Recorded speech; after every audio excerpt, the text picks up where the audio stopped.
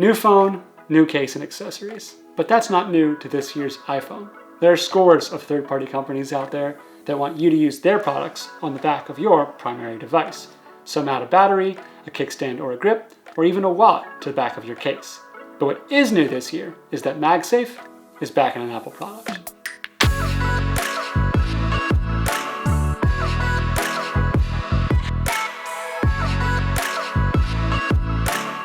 Hi, hello, I'm George Michael with 9 to 5 Mac. Let's talk accessories. With MagSafe, not only can you charge your phone wirelessly and hear a satisfying click, but it's a connection port for other accessories. Enter the Apple Wallet with MagSafe. Usually, if you want the best experience for these products, you want to stay within the Apple ecosystem. Plenty of third-party companies are going to try to adapt MagSafe and will eventually succeed. But right now, in early days, it's the easiest experience for you to stick with official Apple products. The unboxing experience is simple, just the wallet in a plain box. Not that a wallet should come with anything else, but part of that premium experience is being sure every step of the way the product feels worth the $59. Yes, $59. The whole thing does feel really premium, but I'm not a leather goods aficionado, which I'd imagine most customers aren't. It needs to be premium enough to trick you into thinking it's worth the Apple tax, which it's successfully done for me, I won't lie. Having a little extra weight on the back does feel nice in your hand. I'm not the kind of person who leaves the wallet on all the time, so I do take it off most of the day, but when I do go out, it's not like it takes any adjusting or getting used to hold it naturally in your hand. When you first attach it to the case, you get a really satisfying click, and the phone shows you that it knows it's connected. It's also perfectly sized for the iPhone 12 mini, which is what I've got it paired with here. As for what it holds, I've comfortably carried 3 cards, an ID, transit card, and a credit card for places that don't yet take Apple Pay.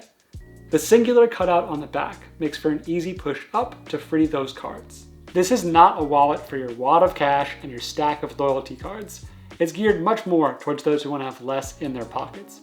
And speaking of having less in your pockets, in the MKBHD versus Peter McKinnon, how do you put your iPhone in your pocket when it has a wallet on the back debate? Putting it in my pocket, it can easily just pop right off, just slide right off. I've seen a lot of people talking about the phone hits the edge of your pocket and falls off. Who puts their phone in like that? I'm much more in Peter's camp. I haven't had any problem with the magnets slipping off or the wallet popping out when I take this thing out of my pocket. That said, while I think the magnets are the right strength, I have pushed too hard before and sent this thing flying, but that's a user error for sure on me. Outside of that, there isn't a lot of tech in this wallet, as you should expect. It's impossibly simple, but still desirable.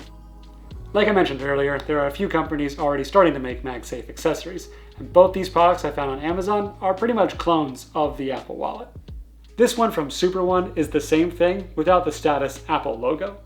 Its dimensions are exactly the same, the cutout works just as well. The only thing you lose is the acknowledgement by the phone that you've got a wallet attached. But since there's no real relationship between the devices, that doesn't seem to be a problem. This is a solid alternative that keeps the $30 in your digital wallet. Because again, none of these are meant to carry cash. This cheapest alternative from Amazon does feel like a bit of a step down. It's not really lined out properly, and you can see it almost covers the camera module a bit, and it slides out of place very easily. So I'd be wary of some other alternatives to the Apple Wallet. So if you are going for a third-party option, the one from Super One does fit in place much better than the other ones I've tried. It's going to be interesting to see how MagSafe evolves. Companies have already teased how they're going to use this system.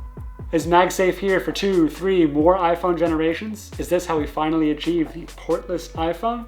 I'm keen to see how those questions are answered in the future of MagSafe. Hope you enjoyed this video. Subscribe, like, and hit the notification bell to catch more videos from this channel. If you want to follow me, I'm George M. Ivanov across all platforms. Thanks for watching.